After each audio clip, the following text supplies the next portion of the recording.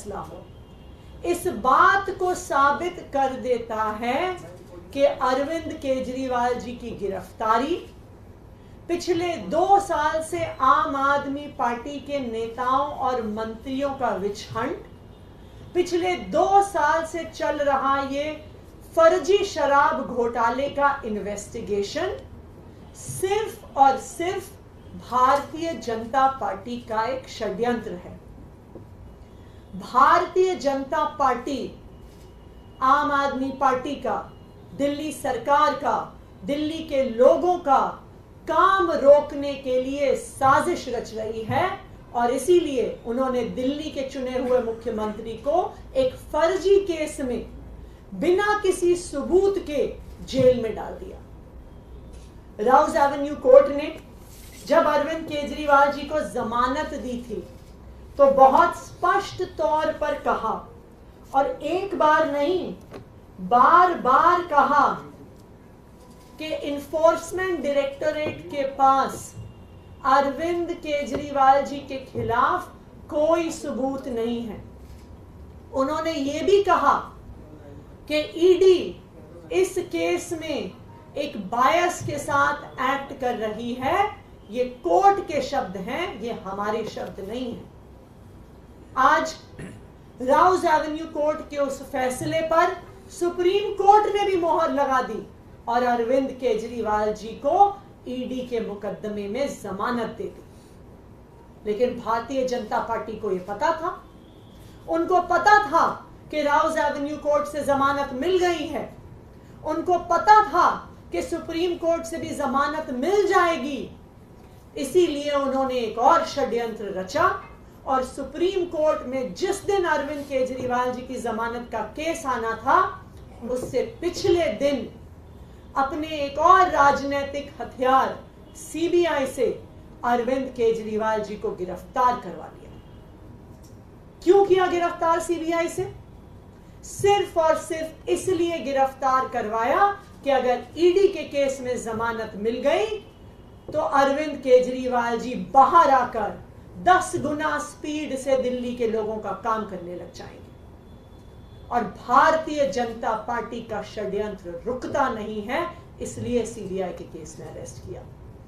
मैं आज भारतीय जनता पार्टी को यह कहना चाहती हूं कि इस देश के एक के बाद एक हर न्यायालय ने आपके षड्यंत्र का पर्दाफाश किया।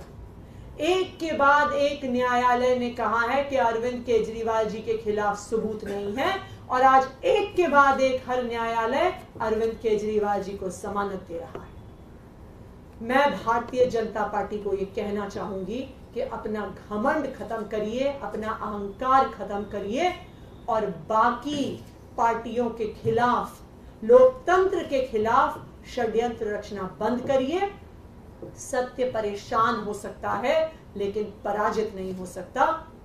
अरविंद केजरीवाल की यह जमानत आज पूरे देश के सामने ये साफ कर देती है कि अरविंद केजरीवाल सत्य के साथ खड़े थे, खड़े हैं और खड़े रहेंगे। अब मैं चाहूंगी कि संदीप जी और सौरभ जी अपनी बात रखें।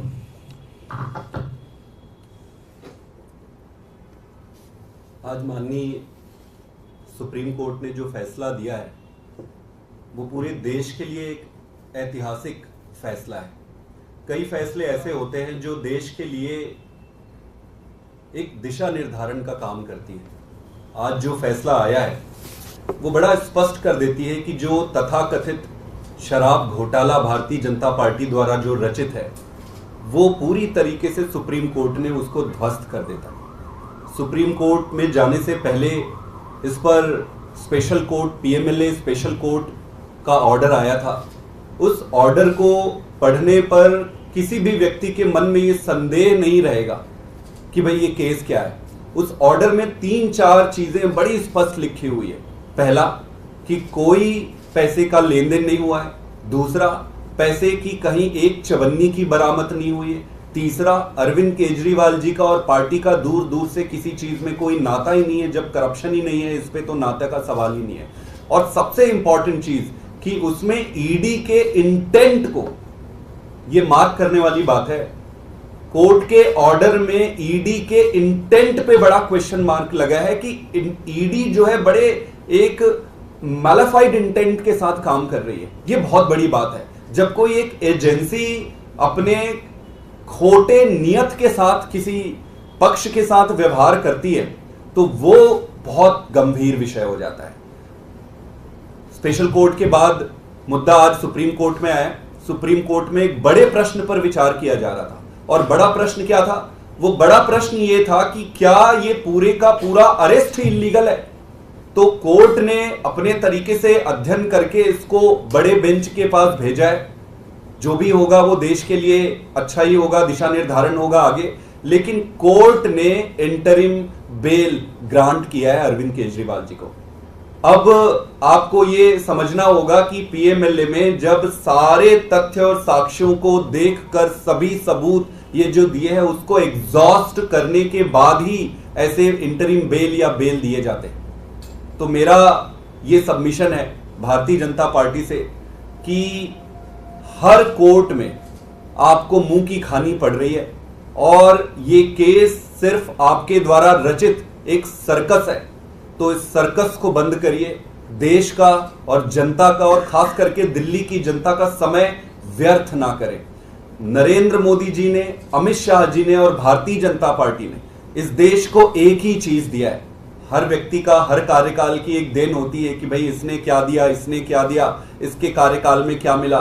तो भाजपा के मोदी जी और अमित शाह के कार्यकाल में एक ही चीज मिला है उस देश को, और वो है ये तानाशाही की ऐसी व्यवस्था जिसमें जिस राजनीतिक दल और राजनेता को ये सामने से हरा नहीं सकते या उनका सामना नहीं कर सकते, उनको गलत तरीके से, फ्रॉडुलेंट तरीके से षड्यंत्र करके जेल में डालना या उनको फंसाना, इसको बंद करना चाहिए। देश का बहुत समय व्यस्त हो रहा है, हमें नई राजनीति करनी है, देश को आगे लेकर जाना है। हम सब मिलकर जब अच्छी राजनीति करेंगे तभी देश आगे बढ़ेगा। मेरा ये फिर से रिक्वेस्ट है माननीय प्रधानमंत्री जी से और अमित शाह जी से कि ये गंदी राजनीति से बाहर आइए और अच्छी राजनीति करिए। मैं चाहूंगा कि सौरभ जी भी थोड़ा सा इस पर अपनी विचार रखें। आज जो सुप्रीम कोर्ट की double bench justice Sandeep Khanna, justice Dipankar Datta की बेंच ने जो सुप्रीम कोर्ट की छुट्टियों से पहले अपना ऑर्डर रिजर्व किया, उसको आज उन्होंने सुनाया। उसके अंदर सुप्रीम कोर्ट के सामने ये सवाल थे कि अगर ईडी पीएमएलए एक्ट के अंडर सेक्शन 19 अरेस्ट करती है और अंडर सेक्शन 45 कोर्ट उसके अंदर बेल की बात सोचता है, तो सेक्शन 19 के अंदर जब ईडी जो एक एजेंसी है वो अरेस्ट करती है तो उसका जो डिसीजन है वो सब्जेक्टिव है, ऑब्जेक्टिव नहीं है। कोई तय सिद्धांत नहीं है किस पे वो अरेस्ट कर रहे हैं, और वो सेक्शन 19 बेसिकली उन अफसरों की ओपिनियन है। तो अगर किसी कानून के अंदर बेल के प्रावधान इतने सख्त हैं जितने सेक्शन 45 में है, तो उसमें अरेस्ट का थ्रेशोल्ड भी हाई होगा। ऐसा नहीं हो सकता कि आप बात बात पे अरेस्ट कर लें और फिर बेल ना दें। अगर बेल आसान है किसी कानून में तो उसमें अरेस्ट भी आसान होती है, और अगर कानून में बेल मुश्किल है तो उसमें अरेस्ट होने भी, क्या लगा लो, कनेक्टेड तो है नहीं, इसको बिना कनेक्ट करे कर लेंगे। सर लाइव चल रहा है। तो बेल के सिद्धांत ये है कि अगर बेल मिलना किसी कानून के अंदर कठिन है तो उसके अंदर अरेस्ट का थ्रेशोल्ड भी हाई होना चाहिए। सुप्रीम कोर्ट ने need and necessity of bail के बारे में कहा, और सुप्रीम कोर्ट ने दूसरी बात ये कही कि इस मामले में अरविंद केजरीवाल जी करीब 90 दिन से ज्यादा पहले ही जेल में रह चुके हैं, लिहाजा उनको इंटरिम बेल दी जाए।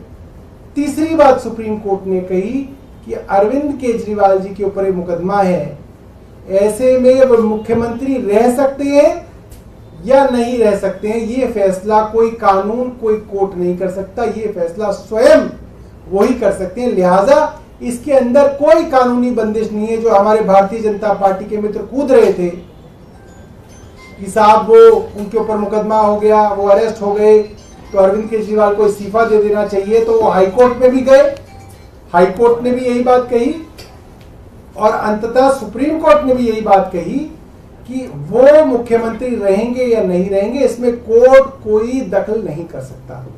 ये बात आपके सामने रखी और मैं अपनी तरफ से उन सभी लोगों को बधाई देना चाहता हूं जो इस केंद्र सरकार के अत्याचार से पिछले कई सालों से लड़ रहे हैं और खास तौर पे पीएमएलए के कारण उनके ऊपर अलग अलग मौकों पे अत्याचार किया जा रहा है।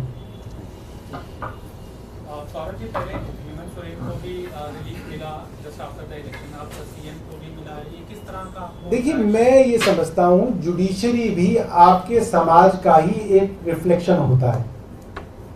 आज पूरे देश में इस बात की चर्चा है कि जिसको चाहे भारतीय जनता पार्टी की केंद्र सरकार मुकदमों के अंदर फंसाती है। मुकदमों में फंसाने के बाद अपने राजनीतिक प्रतिद्वंदियों को जेल में डाला जाता है। जेल में डाल के उनके ऊपर एक प्रेशर बनाया जाता है कि यदि वे भारतीय जनता पार्टी के सामने सरेंडर कर दें, भारतीय जनता पार्टी के साथ मिल जाएं, तो उनके ऊपर वो मुकदमा कमजोर कर दिया जाता है। छापे भी इस तरीके से डाले जाते हैं। अब ये बात लगभग साफ हो गई है न्यायालयों के सामने कि ईडी के मुकदमे सिर्फ और सिर्फ राजनीतिक द्वेष की भावना से और उनको आम ट्विस्ट करके भारतीय जनता पार्टी में लाने की भावना से केंद्र सरकार लगा रही है। तो कोर्ट्स इस चीज को रिफ्लेक्ट कर रहे हैं। इसी श्रृंखला में हेमंत सोरेन जी की बेल जो है हाई कोर्ट से हुई, अरविंद केजरीवाल जी की बेल तो लोअर कोर्ट से ही हो गई थी, आप देख सकते हैं।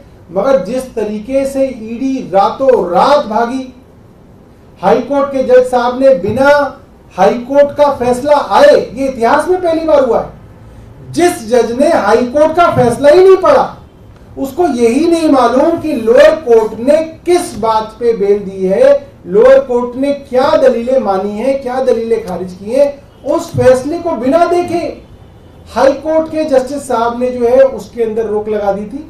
तो वो भी जो मैसेज जो है मुझे लगता है पूरे समाज और जुडिशरी में गया है और ये बात साफ है कि केंद्र सरकार एक विच हंटिंग कर रही है। लेकिन अभी सीएम बाहर नहीं आ पाएंगे 17 जुलाई को। देखिए, वो तो आतिशी जी ने भी बताया। करेगा उनकी देखिए, बार बार पहले सुप्रीम कोर्ट ने इंटरिम बेल दी, पीएमएलए में मिलती नहीं है, उन्हें मिली। फिर लोअर कोर्ट में न्याय बिंदु जी ने उनको बेल दी। अब देश की हाईएस्ट कोर्ट ने उनको इंटरिम बेल दे दी। आप इस बात को समझिए, जैसे ही न्याय बिंदु जी ने अरविंद केजरीवाल को ईडी के मामले में बेल दी थी, ये बात केंद्र सरकार को समझ में आ गई थी कि अब गई भैंस पानी में, अब अरविंद केजरीवाल बाहर निकलने वाले हैं। इसीलिए सीबीआई जो है रातों रात अरविंद केजरीवाल के यहाँ गई, तिहाड़ के अंदर उनको उन्होंने अरेस्ट किया। 2 दिन के लिए फॉर्मेलिटी के लिए जो है 3 दिन की उनकी जो है इंटेरोगेशन करी। अब जो है ये कह दिया कि जी इन्होंने, सीबीआई ने भी इनको अरेस्ट कर रखा है सिर्फ इसलिए कि कहीं गलती से अरविंद केजरीवाल जी की बेल सुप्रीम कोर्ट में हो गई तो उनको उसके बाद भी जो है जेल में रखा जाए। बट मैं ये मानता हूं पीसी एक्ट जो होता है, प्रिवेंशन ऑफ करप्शन एक्ट जो होता है, वो मोटे तौर पे सीआरपीसी से गवर्न होता है, जिसके अंदर bail is a matter of right. इस सीबीआई की बेल के अंदर सीबीआई को साबित करना पड़ेगा कि इनको जेल में क्यों रखना है। ईडी और पीएमएलए के मामले में जो एक्यूज होता है उसको साबित करना पड़ता है कि मैं बेकसूर हूं। तो इसके अंदर जो बर्डन ऑफ प्रूफ है वो सीबीआई के ऊपर है और मुझे लगता है सीबीआई में तो बहुत सारे जो एक्यूज हैं एक्साइज केस के अंदर, उन सबको बेल मिल रखी है। वो सिर्फ पीएमएलए के अंदर जो है उनको बेल नहीं मिली थी, जिसकी वजह से वो जेल में थे।